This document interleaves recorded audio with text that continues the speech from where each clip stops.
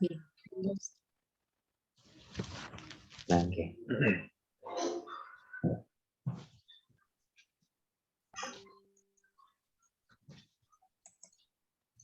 Kita mulai, Ibu. Bismillahirrahmanirrahim.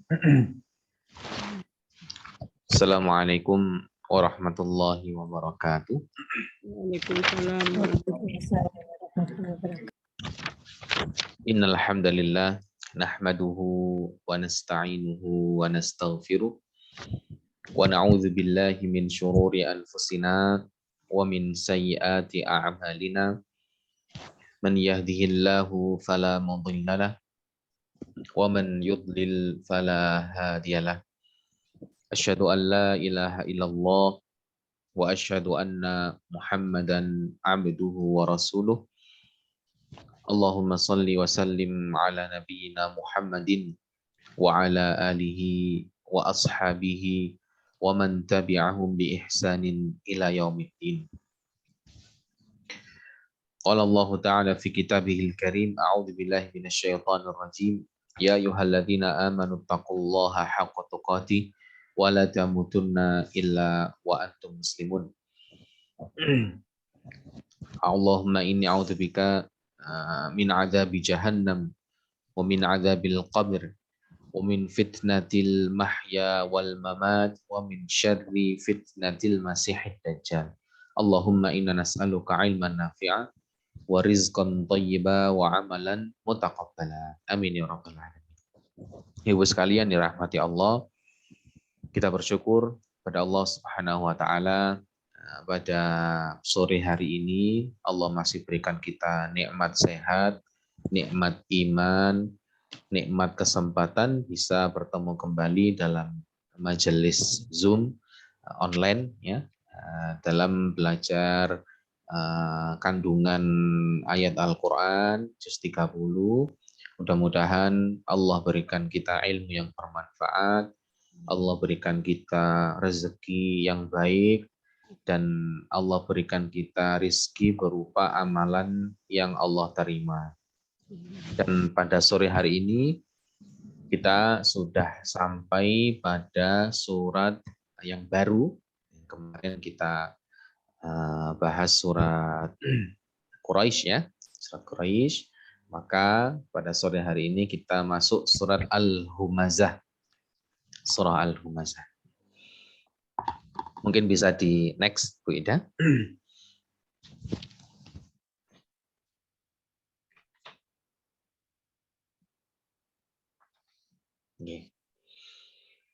Sebelum kita mulai, mari kita baca dulu, kita dengarkan tilawah surah Al-Humazah. A'udzu billahi minasy syaithanir rajim. Bismillahirrahmanirrahim. Wailul likulli humazatil lumazah alladzi jama'a malan wa 'addadah yahsabu anna malahu akhladah kalla la yunbadhanna fil hutamah wa ma adraka mal hutamah narullahil muqadah allati tattali'u 'alal af'idah innaha 'alaihim muqsadah fi 'amadin mumaddadah. Sadaqallah. Jadi bacaan surah Al-Humazah. Ibu sekalian, surah Al-Humazah ini merupakan masih belum Bu Ida. Masih penjelasan. Prevismal. Jadi surat Al-Humazah ini surat yang diturunkan di periode Makkah ya, yang Allah turunkan sebelum Rasulullah hijrah. Dan surat ini surat yang sangat menakutkan dari awal saja surat ini sudah mengancam seseorang. Surat yang menakutkan. Dan sore hari ini kita akan membahas ancaman Allah kepada beberapa orang. Dan mudah-mudahan Allah lindungi kita dari sifat-sifat yang Allah laknat. Seperti di surat ini. Surat Al-Humazah memiliki nama lain. Yang pertama yaitu surat Al-Humazah. Yang kedua surat Al-Hutamah. Hutamah diambil dari ayat yang keberapa? Yang keempat. Kalla layumbadanna fil hutamah. Atau disebut nama neraka ya, hutamah.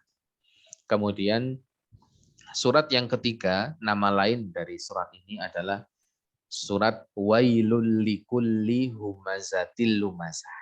Jadi nama suratnya agak panjang, diambil dari ayat yang pertama. Begitulah Rasulullah dulu ketika menamakan sebagian besar surat, beliau menamakan dengan ayat yang pertama.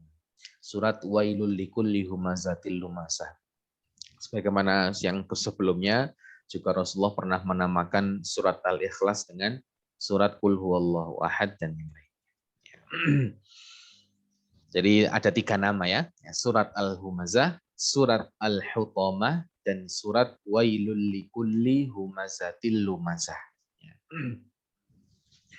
Sebenarnya di dalam hadis tidak ada keutamaan yang membicarakan tentang surat ini. Ya. Jadi surat yang memiliki keutamaan fadilah itu hanya surat tertentu saja. Maka surat ini, surat Al-Humazah, masuk kepada keutamaan umum. Keutamaan umum surat Mufassal. Surat Mufassal itu surat pendek-pendek ya, yaitu dari surat An-Nas sampai surat Qaf, juz 26 itu surat yang termasuk surat pendek-pendek atau disebut surat apa? Mufassal. Surat Mufassal. Dalam sebuah hadis Rasulullah bersabda, aku dikaruniai Allah surat-surat as-sab'ut tiwal, 7 surat yang panjang dari Al-Baqarah, Ali Imran, An-Nisa itu sebagai ganti kitab Taurat. Jadi 7 surat panjang di awal itu sebagai ganti surat Taurat. Dan aku dikaruniai oleh Allah surat Al-Mi'in, surat yang ayatnya berjumlah ratusan, 100 atau ratusan, sebagai ganti kitab Zabur, kitabnya Nabi Daud, Insya Allah. Jadi Masya Allah Al-Quran ini lengkap ya, ada gantinya kitab Taurat, ada gantinya kitab Zabur. Dan aku dikaruniai oleh Allah surat Al-Mathani, surat Al-Mathani sebagai ganti dari Injil, surat yang ayatnya nggak sampai 100, Al-Mathani.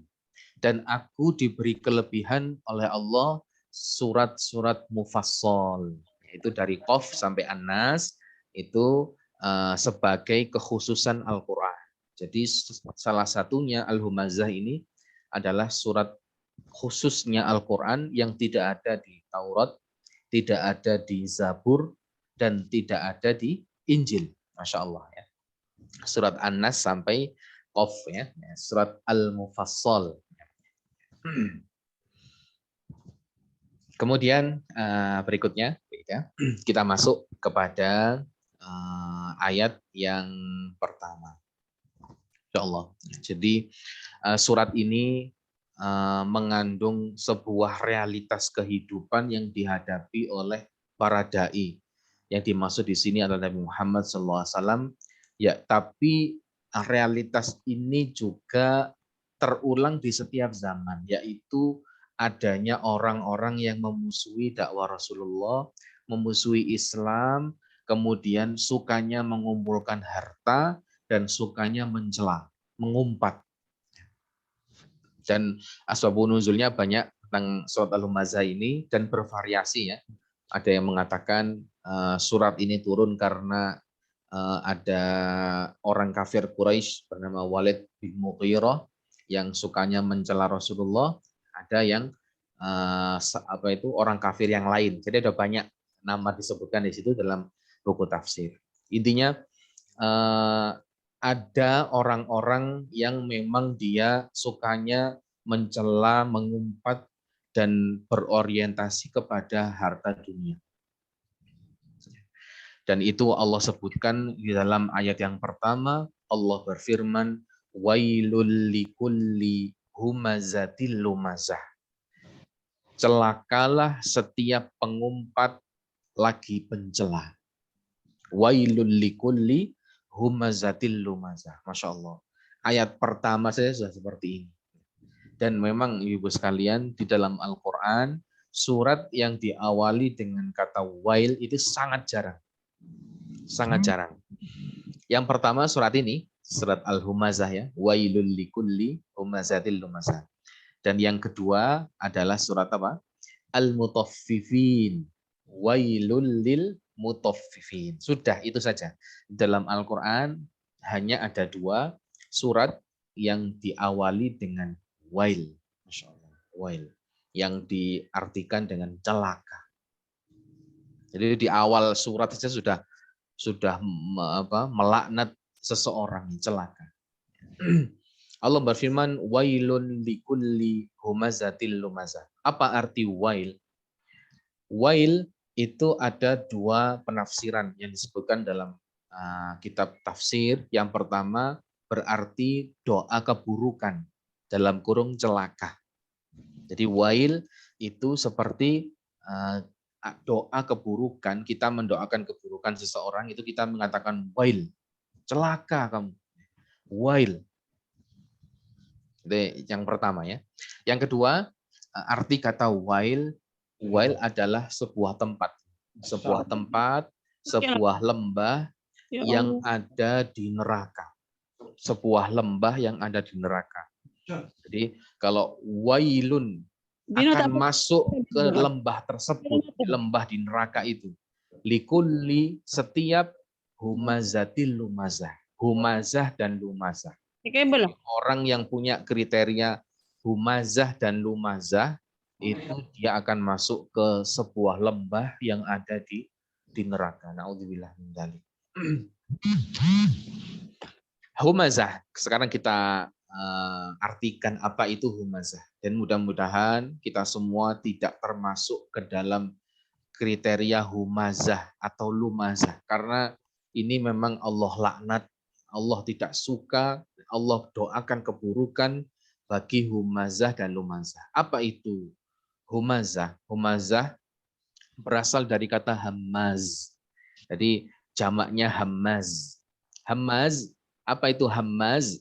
Hammaz Allah sebutkan di dalam surat lain, di surat Al-Qalam ayat 10 sampai 11. Nanti bisa dilihat ya.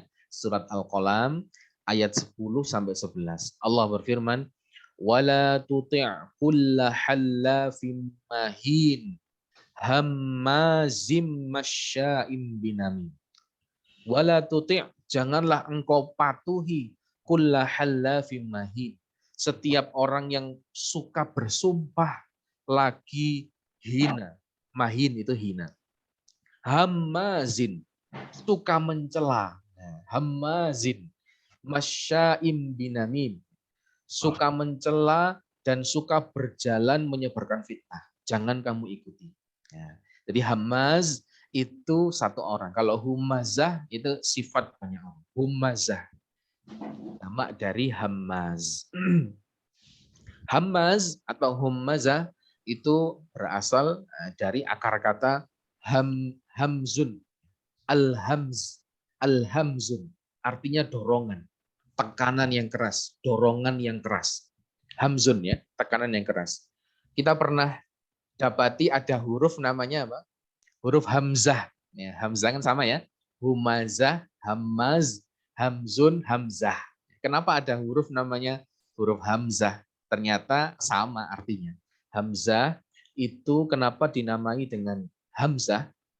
Karena huruf hamzah itu huruf yang susah bagi orang Arab. Kalau bagi orang Indonesia gampang-gampang saja. Bilang A itu kan gampang. Tapi bagi orang Arab huruf hamzah itu susah. Karena makhraj huruf hamzah itu ada di mana?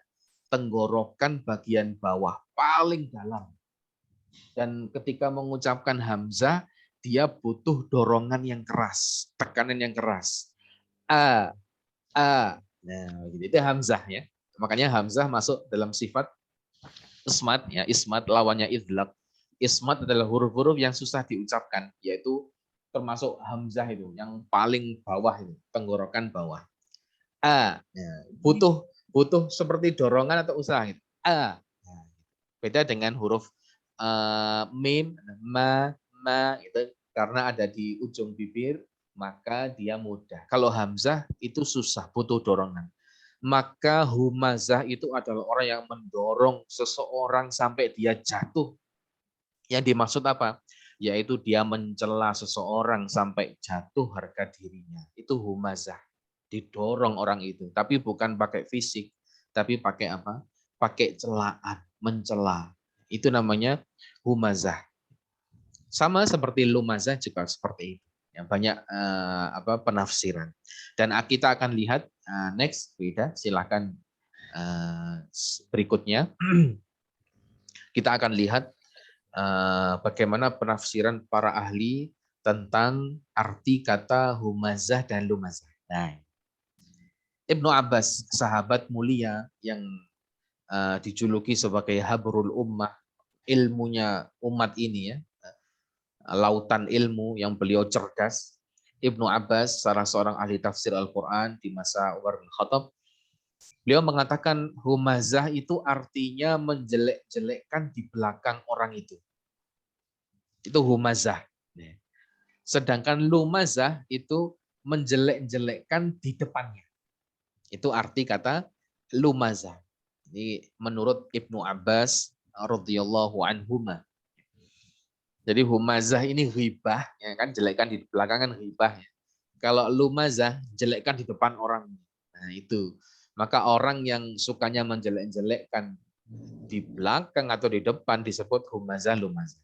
Sedangkan menurut ahli yang lain yaitu Hasan Al-Basri, seorang tabi'in, beliau menjelaskan sebaliknya. Beda dengan Ibnu Abbas. Humazah itu menjelekkan di depan, kalau lumazah menjelekkan di belakang. Nah, ini kebalikannya Ibnu Abbas. Menurut Qatadah, ahli yang ketiga, beliau mengatakan kalau humazah itu menjelekkan dengan mata. Bagaimana itu menjelekkan dengan mata? Bisa saja ya, seseorang menjelekkan orang lain dengan matanya. Jadi sambil kedip-kedip ini atau matanya gimana gitu bisa jelekkan. Sedangkan lumazah menjelekkan dengan lisan, dengan mulutnya. Dan ini yang banyak. Itu Qatadah. Sedangkan menurut Sufyan Ats-Tsauri, tabi'ut tabi'in, itu kebalikan dari Qatadah, Imam Qatadah. Yaitu kalau humazah menjelekkan dengan lisan, kalau lumazah menjelekkan dengan mata. Kebalikannya Qatadah. Yang kelima menurut ahli yaitu Ibnu Zaid. Ibnu Zaid. Beliau mengatakan humazah itu menjelekkan dengan tangannya. Gimana itu menjelekkan dengan tangannya? Yaitu ngece. Ngece pakai tangan. Contohnya gimana ya? Nanti saya beri contohnya. Menjelekkan dengan tangan. Sedangkan lumazah itu menjelekkan dengan lisan. Nah, ini sudah biasa.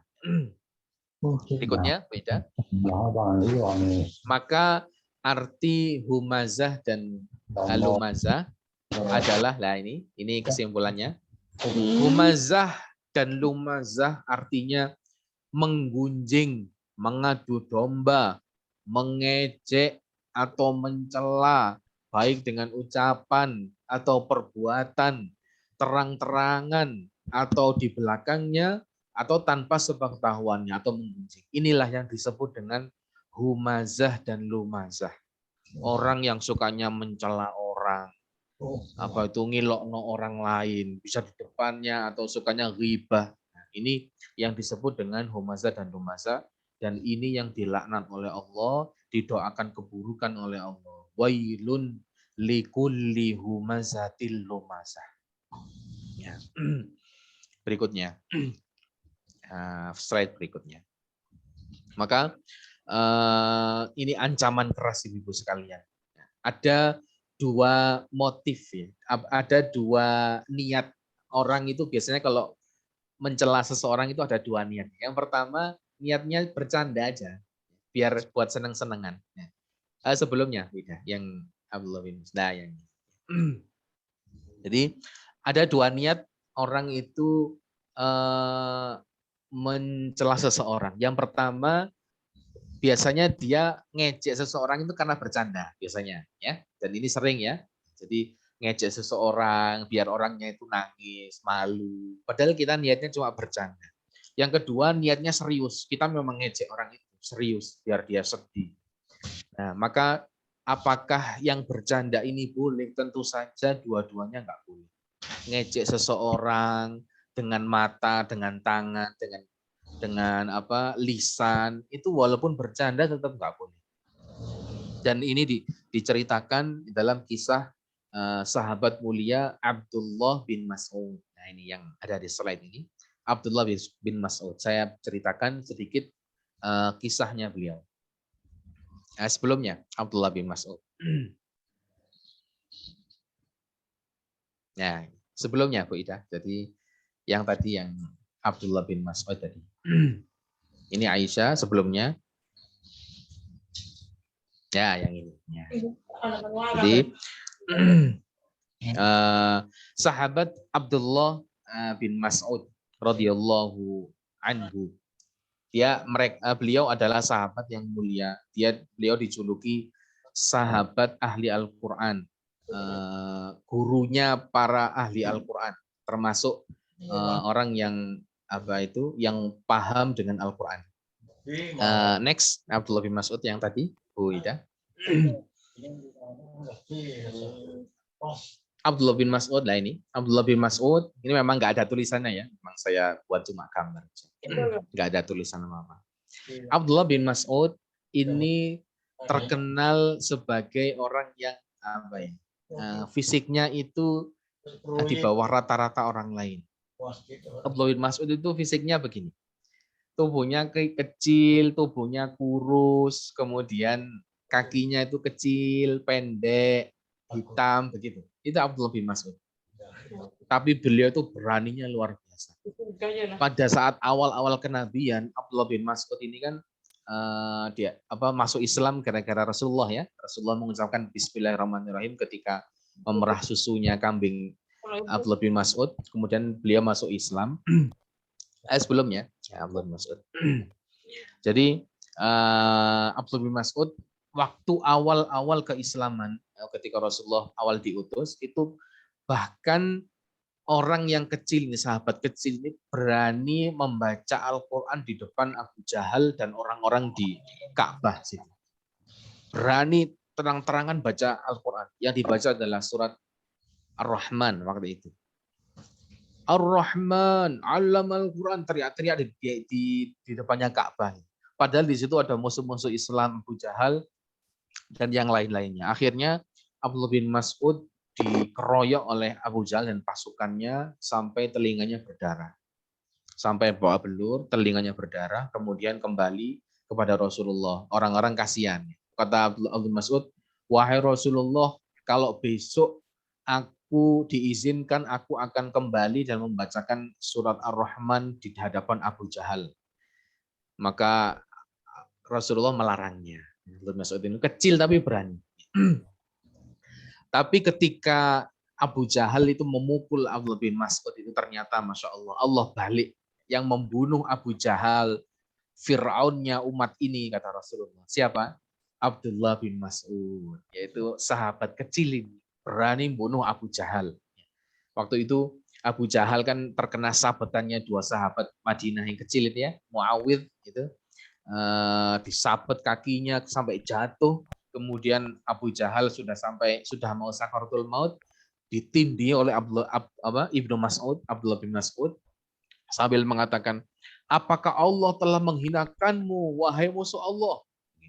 Tapi karena kesombongan Abu Jahal, sombongnya Abu Jahal, dan memang Abu Jahal ini termasuk kriteria humazah lumazah, sukanya mencela orang.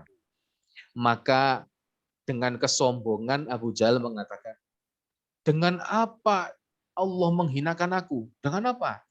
Aku kan orang mulia gitu.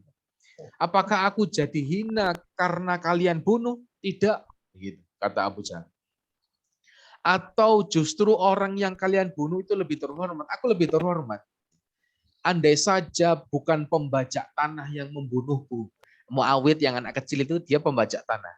Dia masih bisa mencela Muawid. Andai saja bukan pembajak tanah yang membunuhku. Andai saja bukan penggembala kambing yang membunuhku, yaitu Allah bin Mas'ud. Ya. Jadi dalam keadaan sakratul maut, Abu Jahal masih menghina Abdullah bin Mas'ud. Dia berharap yang bunuh dia Umar bin Khattab, orang yang besar, tinggi besar. Lah kok yang bunuh saya kok orangnya kok kecil gini, Abdullah bin Mas'ud. Masih sempat mencela, itulah humazah. Akhirnya ditebas kepala lehernya oleh Abdullah bin Mas'ud radhiyallahu anhu, sahabat mulia. Dan ini ya humazah. Dan ini pernah kejadian Rasulullah pernah menegur para sahabat gara-gara Abdullah bin Mas'ud. Ini terkait humazah. Apa itu? Yaitu suatu ketika Abdullah bin Ali berkata, Amaron Nabi sallallahu alaihi wasallam Ibnu Mas'ud. Ali radhiyallahu anhu berkata, Rasulullah pernah memerintahkan sesuatu kepada Abdullah bin Mas'ud. Fasa'ida ala syajaratin marahu ayyatiyahu minha bisyai'in. Akhirnya Abdullah bin Mas'ud ini naik ke suatu pohon karena diperintah Rasulullah. Mungkin suruh ngambil buah atau suruh ngambil daun atau ranting, wallahu a'lam. Intinya Abdullah bin Mas'ud naik ke pohon. Ya, menek ya bahasa Jawanya, menek pohon gitu ya. Kemudian akhirnya fanadhara ashabuhu ila saqi Abdullah bin Mas'ud. Sahabat ketika itu lihat Abdullah bin Mas'ud menek pohon ya, naik pohon. Dan sahabat lihat kakinya Abdullah bin Mas'ud. Kenapa kakinya Abdullah bin Mas'ud? Hina su'ida syajarah. Kakinya Abdullah bin Mas'ud itu sama persis seperti ranting pohon. Apa yang sama? Kecil. Seperti ranting pohon ini, kecil, ya Allah. Ini ada orang memang, beberapa orang yang memang kakinya kan sangat kecil ya. Ketika naik pohon lah kok sama seperti ranting pohon. Dikira itu ranting, padahal kakinya Abdullah bin Mas'ud. Akhirnya fadhahiku, mereka ketawa. Para sahabat ketawa ngelihat kakinya yang kecilin.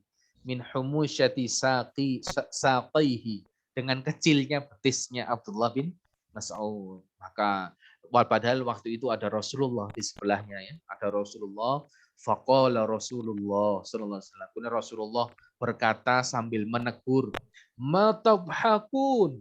Agak keras ya. Apa yang kalian tertawakan? Ya, sahabat ditegur ya. Apa yang kalian tertawakan? Lari jelu Abdullah, apakah karena kakinya Abdullah yang kecil itu? Maka Rasulullah mengatakan kalimat yang luar biasa yang membuat para sahabat menyesal. Ketawa itu menyesal. Apa kalimatnya Rasulullah? Rijlu Abdullah bin Mas'ud athqalu fil mizan yaumal qiyamah min Uhud. Kaki kecilnya Abdullah bin Mas'ud nanti di hari kiamat ketika ditimbang di mizan, di timbangan Allah, itu beratnya lebih berat daripada Gunung Uhud. Gunung Uhud yang begitu besar, ya, itu ditimbang di sisi kiri, di sisi kanannya kakinya Ibu Abdullah bin Mas'ud, ternyata masih beratan Abdullah bin Mas'ud, walaupun kakinya kecil. Itulah Rasulullah memberi teguran keras kepada sahabat yang mencela sahabat lain. Padahal nyelanya cuma ketawa gitu ya. Waduh, sikilnya cilik. Nah, cuma gitu aja. Ternyata itu ditegur oleh Rasulullah. Nggak boleh. Itu termasuk humazah lumazah. Mencela dengan apa? Dengan lisan tadi ya, salah satunya. Nggak boleh kita mencela seseorang walaupun dengan bercanda. Mencela fisik seseorang. Misalkan dia kok kurus, diguyu. Dia kok pesek hidungnya, kita ketawa. Waduh, irungnya mendelep. Nah, misalkan. Nah, itu kita ketawa. Nggak boleh. Itu mencela fisik oleh Rasulullah dilarang. Karena kenapa? Karena fisik seseorang yang kecil itu belum tentu belum tentu ringan. Ya, maksudnya di hari kiamat ya. Ada sebuah hadis Rasulullah pernah bersabda, nanti akan datang di hari kiamat seorang yang apa? Seorang yang kurus, kemudian ditimbang ternyata amalannya berat. Akan datang seorang yang apa? Gemuk, besar badannya besar. Nanti ketika ditimbang ternyata amalannya ringan. Nah, itu jadi jangan mencela fisik seseorang, nggak boleh. Ini kisah Abdullah bin Mas'ud ya. Selanjutnya, next. Ini selanjutnya akan saya ceritakan kisah Ummul Mukminin Aisyah, yaitu ibunda kita semua, ibunda Aisyah, istri Rasulullah SAW. Beliau adalah wanita yang sangat cerdas. Aisyah itu sangat cerdas, kemudian salah satu istri Rasulullah yang paling cantik, paling muda, Aisyah. Tapi walaupun beliau cerdas, paling cantik, tapi sama seperti kebanyakan istri beliau, belum ada keturunan Rasulullah dari Aisyah. Semua keturunan Rasulullah dari ibunda Khadijah. Aisyah, padahal beliau cerdas, sangat cerdas. Saking cerdasnya, beliau adalah sahabat atau sahabiah ya, istri Rasulullah yang meriwayatkan banyak sekali hadis dari Rasulullah SAW. Menghafal hadis itu sangat banyak dari Rasulullah. Nah, sesama istri Rasulullah SAW kadang ada saling cemburu. Aisyah ini cemburunya biasanya kepada istri beliau yang bernama siapa? Sofiyah, ya, Sofiyah, yaitu seorang wanita Yahudi. Aisyah sering mencela Sofiyah dengan hei wanita Yahudi, wanita berdarah Yahudi. Nah, begitu. Aisyah begitu ya. Sering mencela Sofiyah. Pernah ketika Aisyah ini karena wanita yang tinggi ya. Jadi kayak model itu wallahualam mungkin ya. Sangat tinggi, cantik begitu Aisyah. Kalau Sofiyah itu cantiknya mirip seperti Aisyah, tapi beliau pendek. Sofiyah itu wanita yang pendek. Maka ketika Sofiyah jalan, pernah suatu kali Aisyah mengisyaratkan kepada Rasulullah, itu loh Sofiyah kok pendek sih Rasulullah, dengan isyarat tangannya beliau. Aisyah mengisyaratkan tangannya dengan, ya kita tahu ya, mengisyaratkan orang kalau pendek kan gini. Nah, itu kok pendek sih Rasulullah, Sofiyah itu kok pendek. Nah, maka Rasulullah wajahnya memerah, kemudian mengatakan, wahai Aisyah, sungguh engkau telah melontarkan, kalau itu jadi kalimat ya, kalimat itu dicampurkan ke dalam air laut akan membuat seluruh air laut itu menjadi keruh atau tawar. Gara-gara apa? Isyarat tangan tadi. Nah, itu kok pendek sih? Gitu. Nggak boleh kita mencela seseorang dengan isyarat tangan. Itu anak itu loh kok pendek, atau anak itu kok kayak gini, idiot atau begini, nggak boleh. Nah, itu Rasulullah pernah menegur Aisyah karena mengisyaratkan celaan dengan tangan kepada Sofiyah. Dan pernah dalam sebuah riwayat, kana al-yahud yusallimuna 'ala Nabi sallallahu alaihi wasallam. Ini pada suatu hari datanglah seorang Yahudi. Beliau mengucapkan salam kepada Nabi sallallahu alaihi wasallam, dan di sebelahnya Nabi ada Aisyah. Ada seorang Yahudi tiba-tiba kok menghampiri Nabi sallallahu alaihi wasallam, tiba-tiba mengucapkan salam. Bagaimana salamnya Yahudi? Yahudi itu mengucapkan Assalamualaikum. Assalamualaikum. Beda dengan salam kita. Salam kita gimana? Assalamualaikum. Kalau Yahudi ini mengucapkannya Assalamualaikum. Kalau dipisah Assalamualaikum. Yang artinya Sam itu kematian. Alaikum untukmu. Jadi kalau Assalamualaikum kematian untukmu. Hei Muhammad. Gitu. Nah, ini nggak boleh Ibu, kita mengucapkan salam bentuknya seperti itu, nggak boleh. Dan biasanya saya sering dengar salam seperti ini ketika kita kalau salam kecepatan, ya biasanya begitu. Kalau kita salam kan Assalamualaikum gitu ya. Tapi kalau kecepatan bisa-bisa jadi Assalamualaikum. Nah, gitu. Itu kematian untukmu. Jadi nggak boleh kita mengucapkan salam kecepatan ya. Nanti jadinya Assam alaikum atau Assalamualaikum. Nah, itu kan kematian untuk enggak boleh. Harus assalamnya harus jelas karena memang titik poinnya di salam. Assalamualaikum. Assalamualaikum. Salamnya harus jelas. Nanti kalau enggak jelas, kayak Yahudi, Assalamualaikum, kematian untukmu. Kemudian ketika mendengar Yahudi ini mengucapkan Sam alaikum, kematian untukmu, Rasulullah menjawab. Apa jawaban Rasulullah? Rasulullah menjawab, wa alaikum. Untukmu juga. Ya, untukmu juga. Itu jawaban Rasulullah. Tapi Aisyah yang ada di sebelah Rasulullah tidak terima, kemudian wajahnya memerah, kemudian mengatakan sesuatu dengan suara yang keras kepada Yahudi itu. Apa yang dikatakan? Faqalat Aisyah, Aisyah mengatakan, alaikumussalam wa ghadibullah wa la'natuh ya ikhwatal qiradah wal khanazir. Itu jawaban Aisyah. Apa artinya?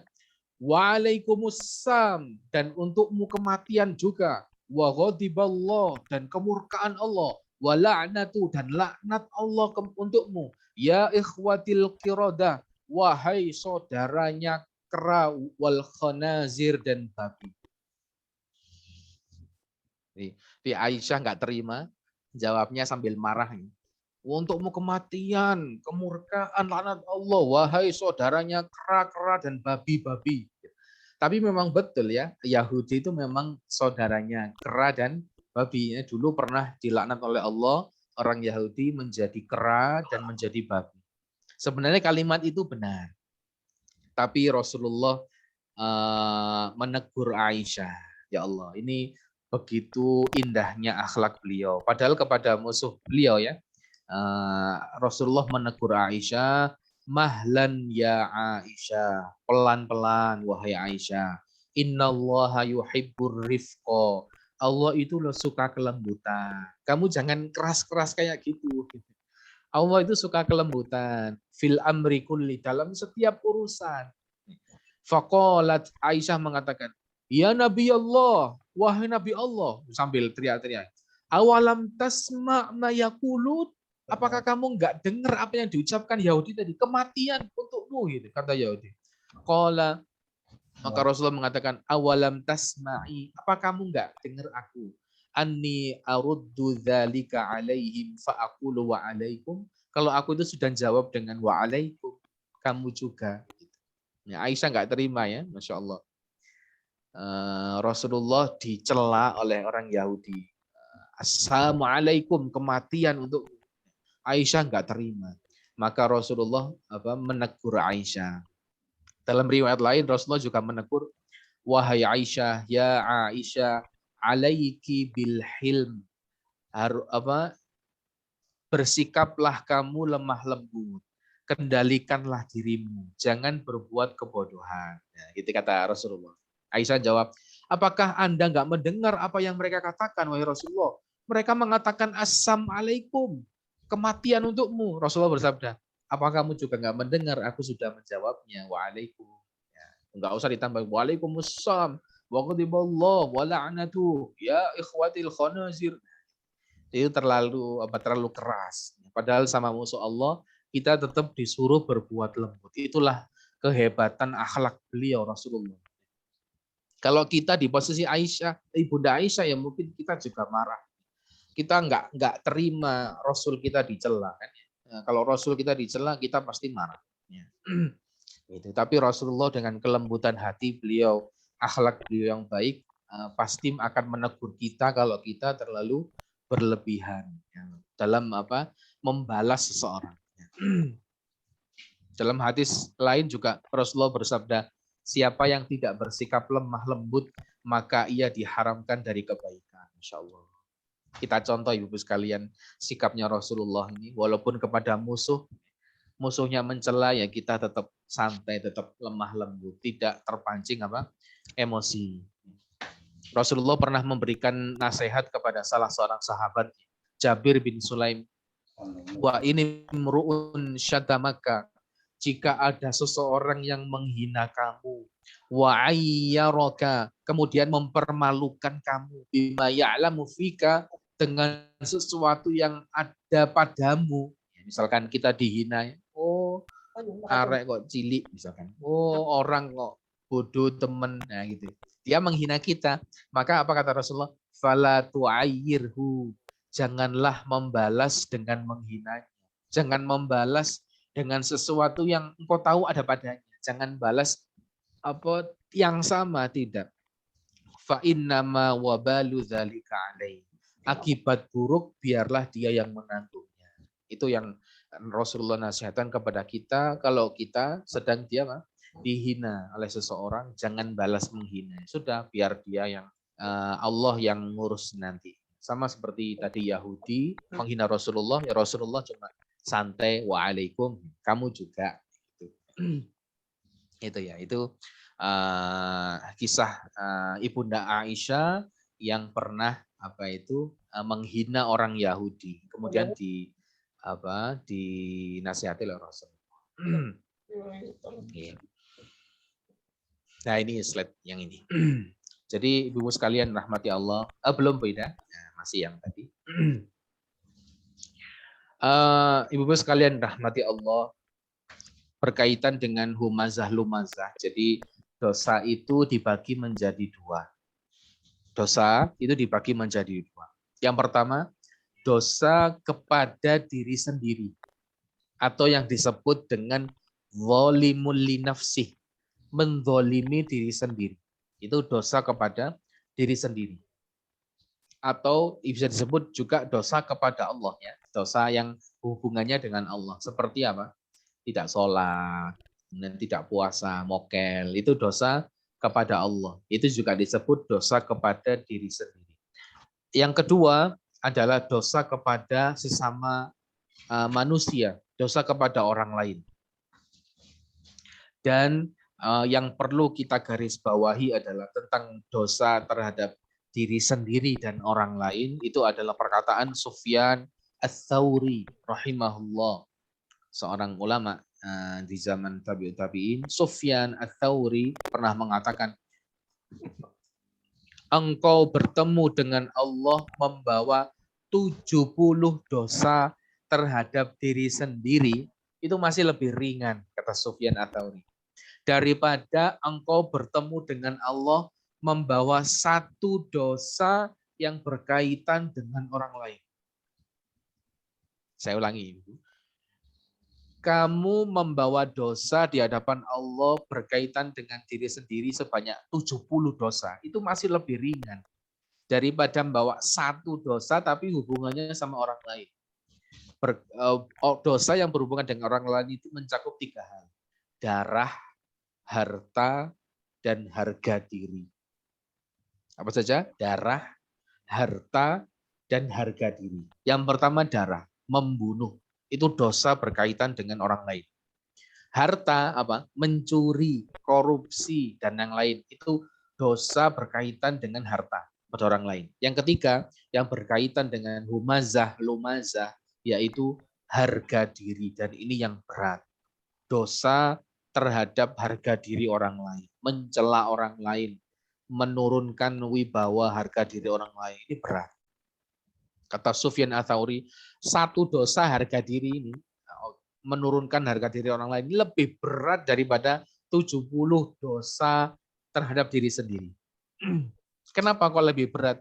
Karena kata beliau, dosa terhadap diri sendiri itu hubungannya dengan Allah. Dan Allah itu dasarnya memang maha pemaaf. Allah itu maha pengampun. Maha mengampuni dosa. Tapi kalau dosa kepada orang lain, itu maka orang itu tidak akan rela sampai dia dituntut sampai hari kiamat. Itu kalau orang lain. Makanya hati-hati sekali kalau bermuamalah, berinteraksi dengan orang lain. Jangan sampai orang lain sakit hati. Karena kalau sudah sakit hati, harga dirinya jatuh, dituntutnya itu sampai nanti di pengadilan akhirat nanti. Kalau di dunia belum dimaafkan, nanti di akhirat. Makanya dosa kepada orang lain ini lebih medeni, lebih berat daripada dosa terhadap diri sendiri. Maka Rasulullah pernah bertanya kepada para sahabat ini ya, di slide ini. Atadruna mal muflis. Tahukah kalian siapakah orang yang bangkrut? Ini Rasulullah pernah memberikan pertanyaan kepada para sahabat. Siapakah orang yang bangkrut itu? Kira-kira menurut kalian siapa orang yang bangkrut? Ini lanjutan hadisnya nggak saya tulis. Jadi pernah Rasulullah bertanya, wahai para sahabat, siapa sih orang yang bangkrut? Maka para sahabat menjawab, orang yang bangkrut adalah orang yang nggak punya uang, wahai Rasulullah. Karena memang betul ya. Jadi di kalangan kita karena sukanya menilai dengan uang. Jadi orang yang bangkrut itu ya orang yang dulunya punya uang, sekarang nggak punya uang. Dulunya sukses, sekarang jatuh. Itu orang bangkrut, muflis, bangkrut. Tapi bukan begitu definisi bangkrut dari Rasulullah. Rasulullah mengatakan bangkrut itu bukan seperti itu. Faqala innal muflis, kata Rasulullah. Sesungguhnya bangkrut adalah min ummati, orang yang bangkrut dari umatku nanti, yaitu ya'ti yaumal qiyamah, yang nanti datang di hari kiamat bisolatin, dengan pahala sholat yang sangat banyak, wasiyamin, pahala puasa sangat banyak. Nah, ini orang bangkrut kata Rasulullah, yaitu orang yang nanti hari kiamat dia membawa pahala banyak, pahala sholat banyak. Di dunia dia sering sholat wajib, sholat sunnah, sholat tahajud, sholat terus. Akhirnya pahalanya kan banyak tuh, banyak. Dia di akhirat nanti membawa pahala banyak sholat. Wasiyam, dia di dunia sering puasa. Ya puasa Ramadan, puasa Daud, Senin Kamis, saya mungkin semuanya dia borong puasa. Akhirnya di akhirat dia membawa banyak pahala puasa. Wazakah, dia banyak uang, akhirnya zakat terus di dunia. Sedekah, zakat, bantu orang. Pahalanya banyak, sangat banyak. Wa ya'ti qad syatama hadza. Tapi di dunia dia sukanya mencela seseorang. Wa qadzafa hadza, dia sukanya menuduh orang. Wa akala mala hadza, dia sukanya memakan hartanya orang. Wa safaka dama hadza, dia sukanya menumpahkan darah orang, membunuh. Wa daraba hadza, lah ini yang kita sering. Dan dia suka memukul orang, ya mukul ya jiwit ya. Wa daraba hadza, dia suka nyakiti orang. Fayu'ta hadza min hasanatihi. Kemudian karena orang ini suka itu tadi ya mukul, bunuh, mencela orang lain, akhirnya banyak orang yang nuntut kepada dia. Ya Allah, aku menuntut dia, ya Allah, dia dulu suka mukul aku. Apa yang akhirnya terjadi? Fayu'ta hadza min hasanati. Akhirnya pahala sholatnya dikasihkan. Ya wis, pahala sholatnya PN. Nah, akhirnya orang yang dipukul tadi senang dapat pahala sholatnya orang ini. Kemudian belum selesai, ada orang yang dibunuh. Ya Allah, saya tuntut orang ini. Akhirnya pahala puasanya dikasihkan orang itu. Ya wis, dikasihkan. Ada yang sukanya dicela. Ya Allah, dulu di dunia saya dicela sama orang itu. Akhirnya pahala apa ya? Pahala haji dikasihkan ke orang itu. Wes. Akhirnya ada yang menuntut lagi. Ya Allah, saya dulu sering dijewet, sering dipukul sama orang itu. Akhirnya pahala apa? Pahala sedekah dikasihkan ke orang itu. Wes. Akhirnya pahalanya habis, tapi yang nuntut masih banyak. Gimana kalau nuntut masih banyak? Akhirnya qabla ayu qadama alaihi ukhidha min khotoyahum. Ya.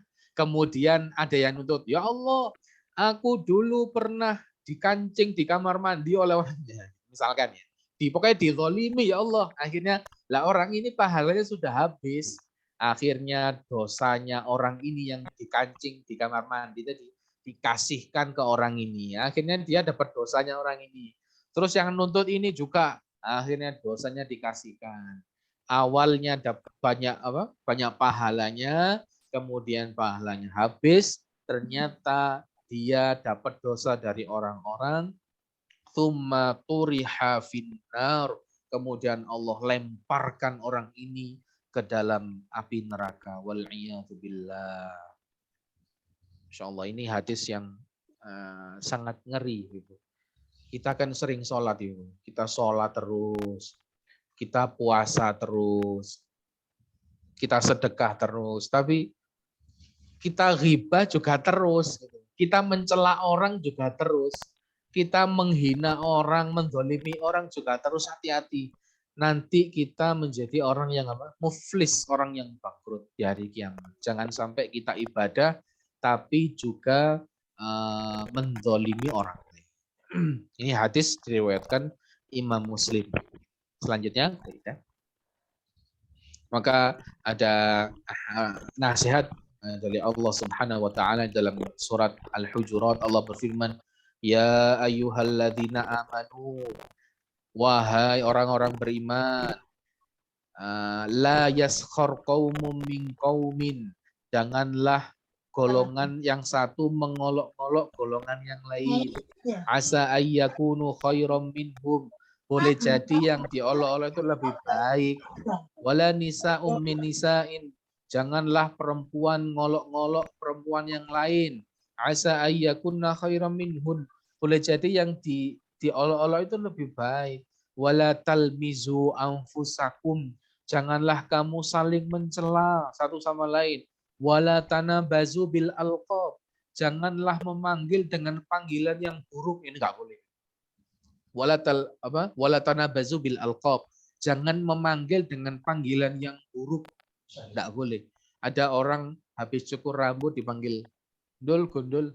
Enggak boleh. Ada orang pendek, ada orang pesek.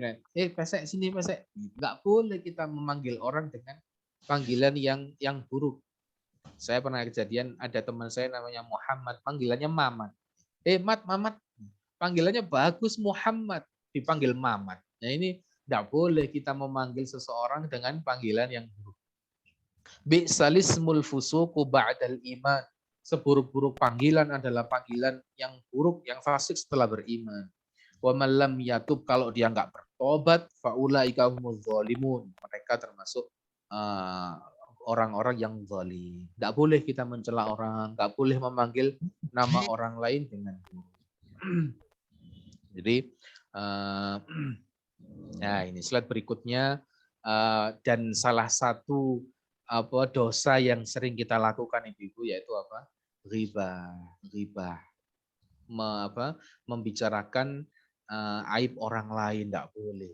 Ini nanti menjadi salah satu faktor kita bangkrut di hari kiamat. Ya sholat kita terus tapi ghibahnya jalan.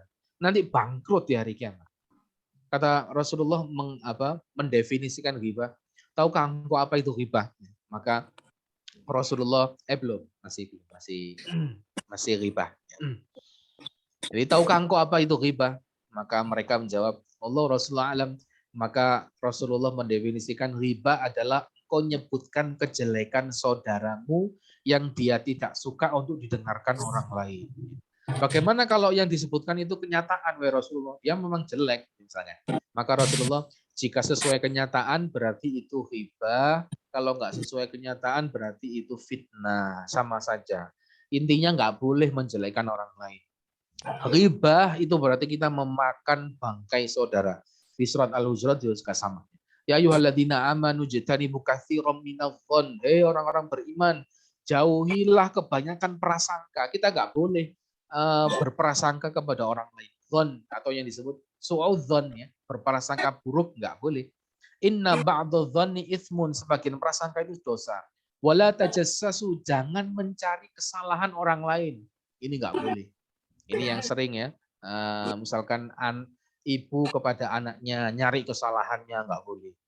Suami istri saling mencari kesalahan, tidak boleh. Maka wala tajassasu, janganlah kalian saling mencari kesalahan. Harusnya kita kepada orang mukmin yang lain itu bukan nyari kesalahan, nutupi kesalahan. Itu kita kepada orang mukmin yang lain. Wala yaghtab ba'dukum ba'dha, janganlah kamu saling menghibah, saling membicarakan keburukan orang lain. Ayuhibbu ahadukum ayyakula lahma akhihi maitan fakaritumu. Apa kamu suka kalau kamu makan bangkainya saudaramu itu? Kamu pasti jijik kan? Begitu kata Allah. Kamu ghibah itu berarti memakan bangkai saudara. Wattaqullah innallaha tawwabur rahim. Bertakwalah kalian, jangan ghibah. Innallaha tawwabur rahim. Allah Maha penerima taubat. Bertakwalah, bertobatlah. Kita disuruh tobat oleh Allah dari dosa ghibah, dari dosa membicarakan orang lain, keburukan orang lain. Dan ghibah ini termasuk dosa besar. Nanti kita kapan-kapan bicara tentang bagaimana hukumannya ghibah dan cara bertaubat dari dosa ghibah. Berikutnya, slide berikut. Itu tadi ayat yang pertama cukup luas, yaitu humazah dan lumazah. Jangan sampai kita menjadi orang yang sering mencela orang lain, ghibah orang lain, tidak boleh. Itu dicela oleh Allah, wailun, celaka. Maka ayat yang kedua ini adalah tentang harta. Alladzi jama'a malan wa'addadah, yaitu celaka juga orang yang sukanya mengumpulkan harta, wa'addadah, dan suka menghitung-hitung harta. Dalam kurung apa? Nabung. Nah, ini nanti kita jelaskan. Saya ibu-ibu dulu, jujur, saya waktu kecil ya, waktu SD ya. Dulu saya punya kebiasaan sering baca terjemah Quran. Ketika membaca terjemahnya Lumazah ini, saya akhirnya takut nabung.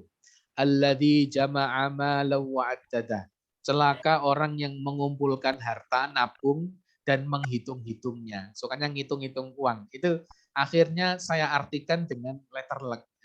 Oh, nggak boleh nabung sambil ngitung-ngitung duit. Akhirnya saya nggak gemar menabung kecil karena takut dengan ayat ini. Padahal tidak seperti itu. Nanti kita jelaskan. Ternyata sudah jam 5 ya. Jadi saya jelaskan hubungannya saja begini. Apa hubungannya orang yang suka mencela dengan orang yang apa hubungannya orang yang suka mencela dengan suka mengumpulkan harta dan menghitung? Hubungannya apa? Hubungannya begini. Orang yang suka mencela itu biasanya dia punya power, kekuatan. Biasanya orang yang punya kedudukan, dia itu berani mencela orang. Biasanya orang yang sudah punya nama itu berani mencela seseorang. Betul begitu ya? Jadi orang yang punya kedudukan, punya nama, punya kehormatan, itu biasanya suka mencela orang yang di bawahnya. Biasanya begitu, karena dia punya kedudukan. Dan barometer orang yang punya kehormatan, kedudukan, punya nama, itu zaman sekarang atau zaman dulu juga, itu barometernya adalah dia punya uang atau tidak. Orang kalau punya uang dihormati. Orang kalau punya uang jadi terkenal. Orang kalau punya uang dia punya kedudukan tinggi. Dan memang orang zaman sekarang, zaman dulu juga ya, itu biasanya bersikap karena dia punya uang atau enggak. Kita kadang nyapa tetangga, kalau tetangga yang punya uang, kita nyapanya kan beda. Oh, senyum, ramah. Gitu. Kalau tetangga yang nggak punya uang, oh cuek aja. Nggak punya uang disapa. Biasanya begitu kan. Ya. Kemudian kita kalau nerima tamu, ya nerima tamu. Yang bertamu ke rumah kita orang kaya. Wow, suguhannya Masya Allah. Kita beli ini. Lah kalau yang bertamu ke rumah kita orang nggak punya. Orang yang jualan apa? Suguhannya apa? Ya nggak usah suguhan. Itu kita kalau menilai seseorang kan karena hartanya. Banyakkan orang seperti itu. Dan ini nggak boleh. Nggak boleh kita nilai seseorang karena harta. Karena kemuliaan seseorang itu bukan di harta. Apa orang yang nggak punya uang itu lebih, apa orang yang banyak uangnya kaya itu lebih mulia daripada orang yang nggak punya uang? Belum tentu. Inna akramakum indallahi atqakum. Yang paling mulia di antara kalian yang bertakwa kepada Allah. Yang dia ibadahnya rajin, dia zikirnya rajin, dia qanaah, dia sabar terhadap ujian. Bukan orang yang kaya terus dia mulia.